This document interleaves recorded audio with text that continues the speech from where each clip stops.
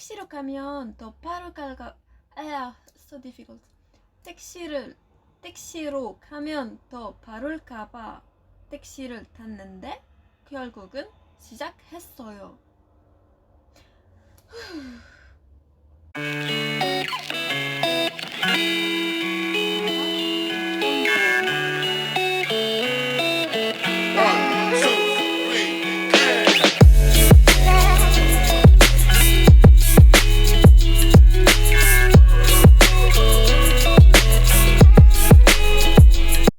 Hello.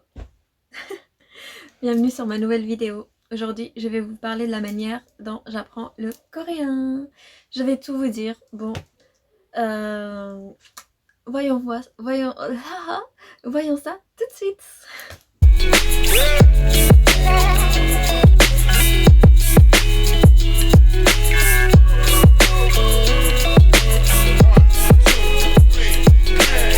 Alors, la manière dont j'apprends le coréen, bon, c'est ma manière à moi, c'est pas la meilleure des manières peut-être, c'est pas une manière ouf non plus, je vais juste vous montrer qu'est-ce que je fais pour étudier le coréen.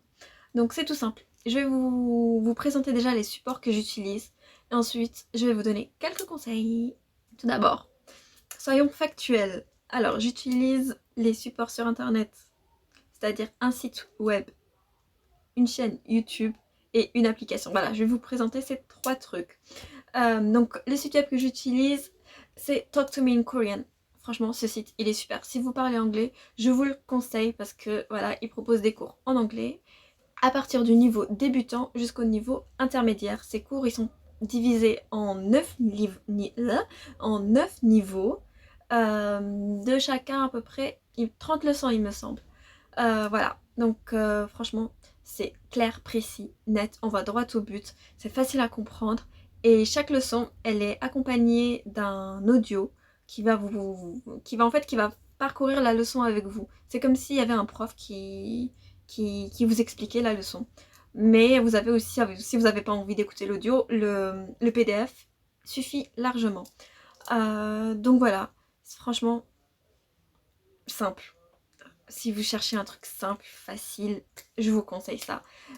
Comment se présente la leçon? Elle se présente tous de la même manière. Vous avez la forme grammaticale que vous allez apprendre.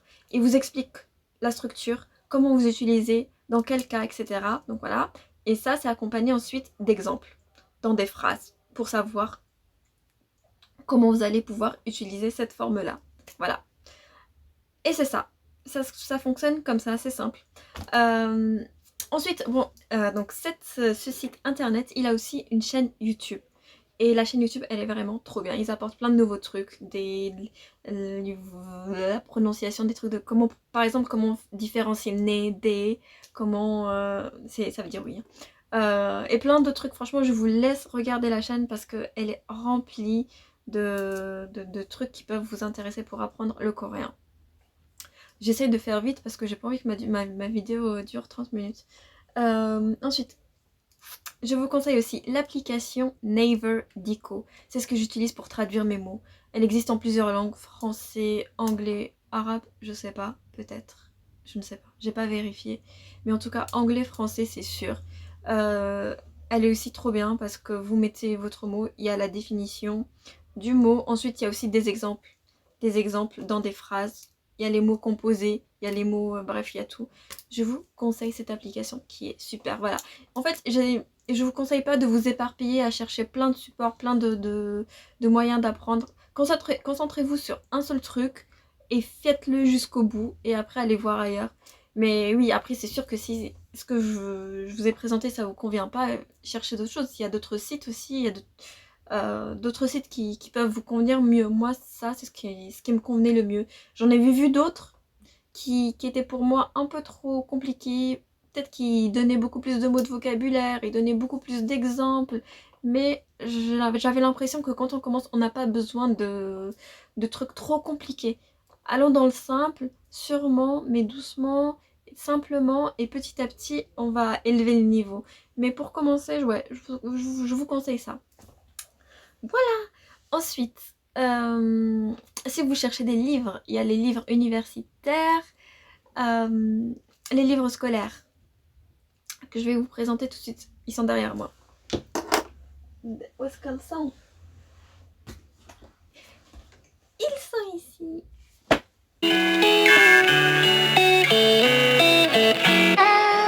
Alors, déjà, il faut savoir que moi, j'ai pas commencé à apprendre toute seule. En fait, si, la base, on va dire, apprendre à lire l'alphabet, tout ça, j'avais appris toute seule. Mais après, pour apprendre les premières formes grammaticales, les premiers vocabulaires, j'avais pris des cours au Centre culturel coréen. Et là-bas, ils nous demandaient un livre, d'acheter un livre, c'est le Sogang. Sogang. Bon, ça, c'est pas le numéro 1, je sais même pas où est-ce qu'il est. Ça, c'est le niveau 1B. Je crois que c'est le deuxième livre. Ouais, le 1B. Donc voilà, il est bien, mais du coup, je l'ai utilisé avec mon professeur. Donc là, je l'ai reparcouru. Je trouve que oui, il est pas mal, il donne plein de mots de vocabulaire. Bon, vous trouverez jamais de l'anglais dedans. Ça ne sera que du coréen. Tout est écrit en coréen. Donc voilà, il y a le Sogang. Et quand je suis allée en Corée, je suis partie donc dans un centre language school, Hagwon, et ils nous ont demandé d'acheter le Canada. Donc, entre les deux livres, lequel Canada? J'ai préféré le Canada. Bon, j'ai pas regardé les premiers niveaux du Canada puisque j'étais en intermédiaire, mais j'adore. Bon, Canada c'est aussi écrit tout en coréen, mais il y a quand même de l'anglais si vous achetez l'English version. Parce qu'en fait, il y a des versions chinoises, versions japonaises et tout ça. Mais voilà, je vous conseille vraiment celui-ci parce que en fait, c'est très simple d'utilisation. En fait, je vous explique rapidement comment ça fonctionne. Il y a un texte. Dans ce texte, après le texte, il y a sur la page d'en face la traduction et les mots de vocabulaire traduits également. Et en bas, vous allez avoir les points de grammaire. Normalement, il y en a 3 à chaque fois. Donc là, il y en a un ici. Et il y en a 2. 1, 2 et 3. Voilà. Et ensuite, ici, ça va être les exercices, etc. etc. Donc, toutes les leçons fonctionnent comme ça.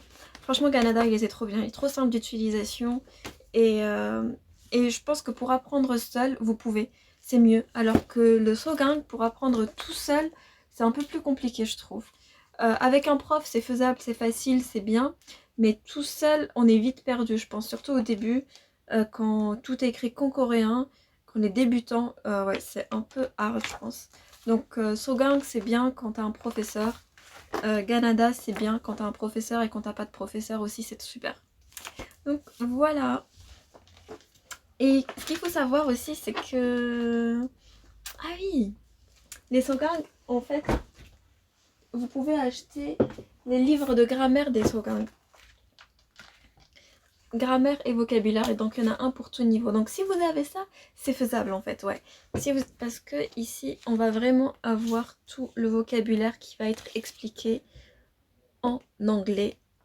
Donc ouais, si vous avez ça, c'est faisable le Sogang. Donc ouais, c'est très bien parce que même à la fin, vous avez tout le vocabulaire qui est traduit. C'est ce petit cahier, en fait, je préfère acheter ce cahier seul que le livre. Je pense qu'il est plus useful. Il est plus useful. Je sais pas c'est quoi le mot en français. Bref, voilà. J'avais ces deux livres. Après, si vous voulez un livre de vocabulaire que j'utilise, il est ici. En fait, je voulais m'inscrire au Topic. Et bon, je devais le passer là en mai, mais avec le corona, etc., c'est tombé à l'eau. Donc, j'ai acheté ce livre de vocabulaire qui est une préparation pour le Topic en fait. Et ce livre est super. Bon, là aussi, vous le trouverez. Il est écrit tout en coréen. Et en fait, les mots, ils sont classés par thème.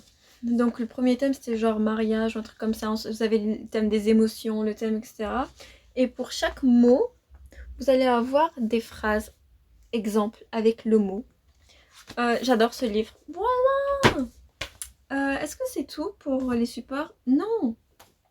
Alors, vous le savez, pour apprendre une langue, il faut la pratiquer. Et pour la pratiquer, bah, il faut parler à des natifs de ce pays-là. Donc, je vous conseille de vous faire des amis coréens et de parler avec eux de manière quotidienne si c'est possible, mais assez souvent. J'utilise l'application HelloTalk, que je trouve vraiment super pour apprendre la langue et pour donc discuter avec des Coréens. Moi, comment j'utilise cette application? Souvent, je l'utilise comme un diary, comme un journal. J'écris en coréen tout ce que j'ai fait dans la journée et des Coréens vont pouvoir lire ce que j'ai écrit et ils vont pouvoir me corriger.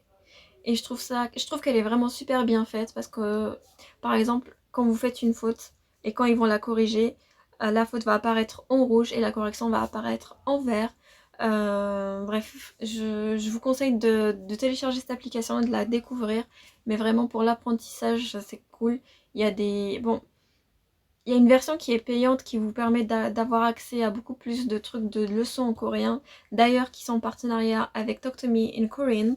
Mais ouais, moi j'ai pas envie de payer. En plus, c'est archi cher, je trouve. Et je prends pareil, ils proposent d'apprendre des mots de vocabulaire, par exemple en ce moment avec le coronavirus. Ils ont mis en ligne plein de mots nouveaux en rapport avec le coronavirus que vous pouvez apprendre. Donc c'est gratuit, mais toujours pour aller plus loin, il faut payer. Bon, c'est pas grave, moi j'utilise pas cette application pour apprendre du nouveau vocabulaire. Quand il y en a que j'en vois, j'apprends, voilà, ça fait toujours... c'est toujours un plus, mais je l'utilise surtout pour me faire corriger et pour échanger avec des Coréens et avoir des correspondants coréens.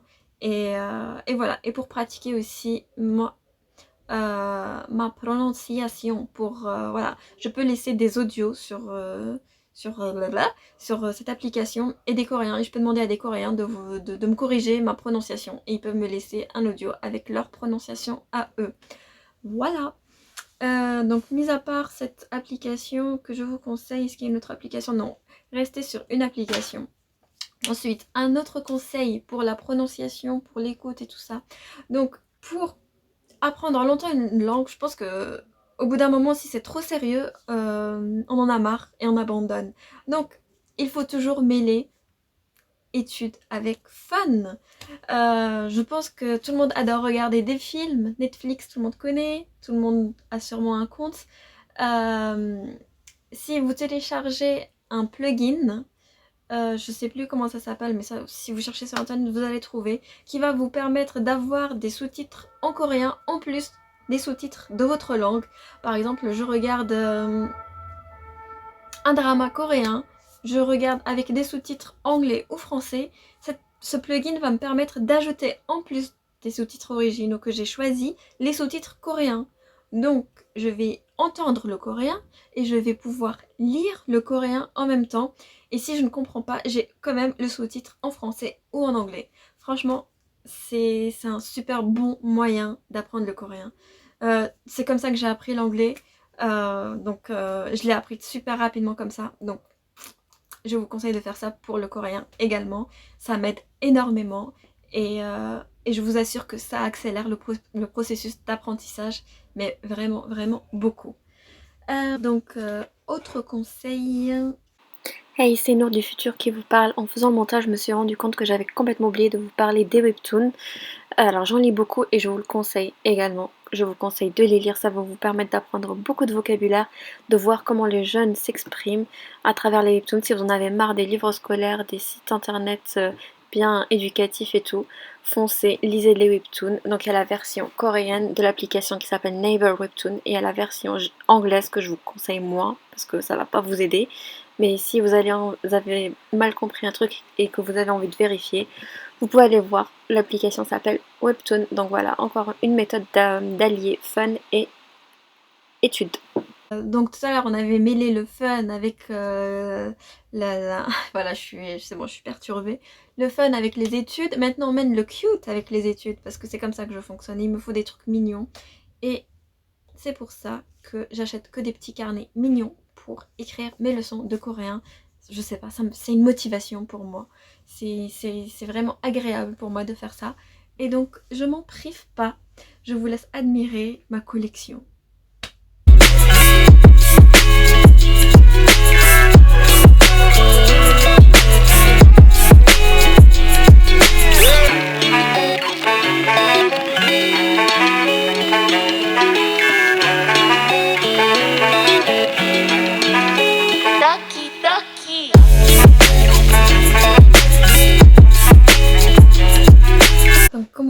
le voir, j'ai vraiment beaucoup de cahiers.